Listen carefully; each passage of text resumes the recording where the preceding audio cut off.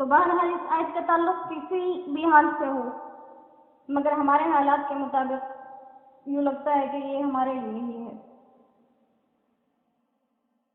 اور قرآن کو چھوڑ دینے کے دو مطلب ہیں، ایک تو یہ کہ قرآن کا انکار کر دینا، جیسے کافر کرتے ہیں کہ قرآن کو نہیں مانتے، اور دوسرا مطلب یہ ہے کہ مسلمان قرآن پر ایمان تو رکھیں مگر ان کی تلاوت پابندی سے نہ کریں اور نہ ہی اس پر عمل کریں، تو وہ بھی اسی گلے کے اندر آ جاتے ہیں۔ جیسے حضرت انس رضی اللہ تعالیٰ عنہ فرماتے ہیں کہ رسول اللہ صلی اللہ علیہ وسلم نے فرمایا، جس شخص نے قرآن پڑھا مگر پھر اس کو بند کر کے رکھ دیا گھر میں، نہ اس کی تلاوت کی پابندی کے ساتھ، نہ اس کے احکامات میں غور کیا، قیامت کے دن قرآن اس کے گلے میں پڑا ہوا آئے گا اور اللہ تعالیٰ کے سامنے شکایت کرے گا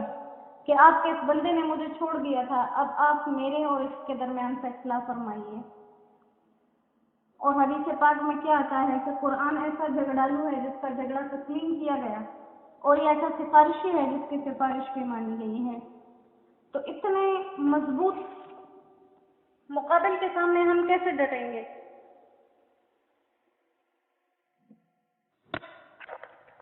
جب قرآن اللہ سے شکایت کرے ایک طرف کہ ان لوگوں نے مجھے چھوڑ دیا، جب اللہ کا نبی اللہ سے شکایت کرے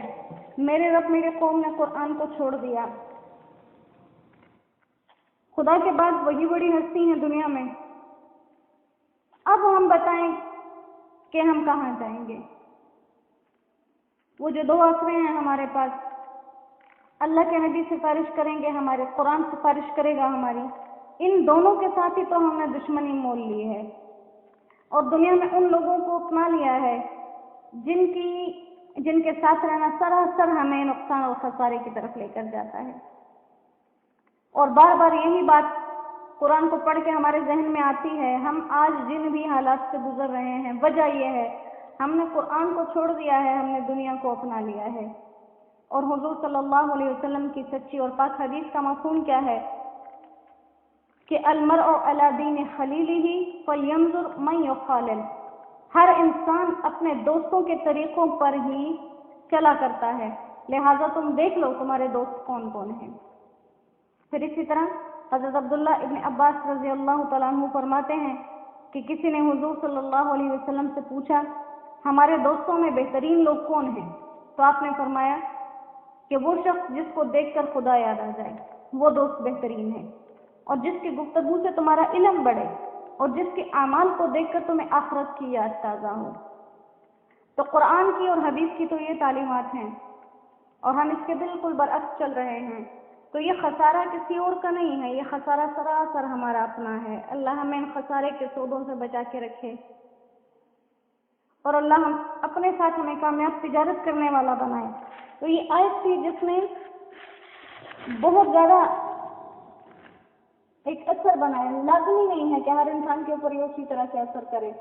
کیونکہ ہر انسان کی کیفیت اور دلی حالات جو ہوتے ہیں وہ الگ الگ ہوتے ہیں، لیکن یہ بہت بڑی شکایت ہے کہ اللہ کا نبی اللہ کے سامنے کھڑے ہو کر کسی کی شکایت کر دے۔ وہ نبی جس نے طائف کے پتھر کھا کر طائف والوں کی شکایت نہیں کی، جس نے احد کے میدان میں اپنے دانتوں کی شہادت کی شکایت نہیں کی، اگر وہ یہ شکایت اللہ کے سامنے پیش کریں گے کہ میری قوم نے اس قرآن کو چھوڑ دیا تھا، ان کا تو بس کہنا ہی کافی ہے۔ اللہ ہمیں اس قرآن کی محبتیں ڈھیروں ڈھیر نصیب فرمائے، اور صبح و شام دن رات 24 گھنٹے اللہ ہمیں اس کے مطابق زندگی گزارنے والا بنائے، اس کے اوپر ہمیں عمل کرنے والا بنائے۔ انشاءاللہ آپ لوگ جس بھی صورت کی تفسیر کرنا چاہتے ہیں، جو زیادہ دل کے آپ کو لگتا ہے کہ اس کو ہمیں ترجمے کے ساتھ سمجھنا ہے، یہ ہمارے لیے زیادہ بہترین ہے، آپ مجھے نام لکھ کر ضرور بھیجیے، کیونکہ انشاءاللہ میں اگر کوئی ترتیب بنا لوں وہ آپ کے دلوں کے ساتھ نہ لگے، ہے تو قرآن ہے، آپ سنیں گے پھر بھی، لیکن جو چیز آپ کے روزانہ کے پڑھنے میں ہے آپ اس کو پڑھیں گے، زیادہ فائدہ ہوگا انشاءاللہ۔ اس کے اوپر پھر بات شروع کر دیں گے تاکہ وقت ضائع نہ ہو ہمارا۔ زندگی بہت قیمتی ہے، بہت قیمتی ہے۔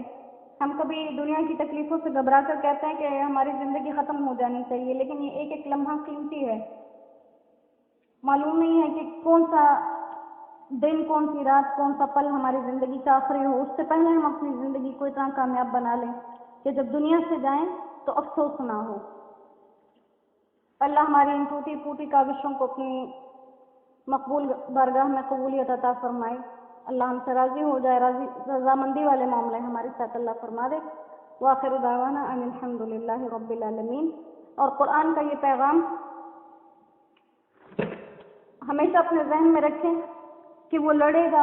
اور جو اس کے پھیلانے میں کوئی بھی کردار کریں گے ان کو بھی یاد رکھے گا. لہذا جس طرح سے بھی ہو سکے، کسی کو پڑھا کر، کسی کو سنا کر، کسی کو لکھا ہوا کچھ دے کر، تو ہر طرح سے قرآن پاک کو پھیلانے کی کوشش کیجیے. اس کی نشر و اشاعت میں مددگار بنیے، اپنا اپنا حصہ ڈالیے. انسان اپنے حصے کے بقدر ہی کام کرے گا، اس سے زیادہ نہیں کر سکتا. تو انشاءاللہ اس قوی تر دلیل والے وکیل کے ساتھ اپنا رابطہ جو ہے وہ خوب مضبوط بنا کے رکھیں. سبحان ربک رب العزت عما یصفون وسلام علی المرسلین والحمد للہ رب العالمین.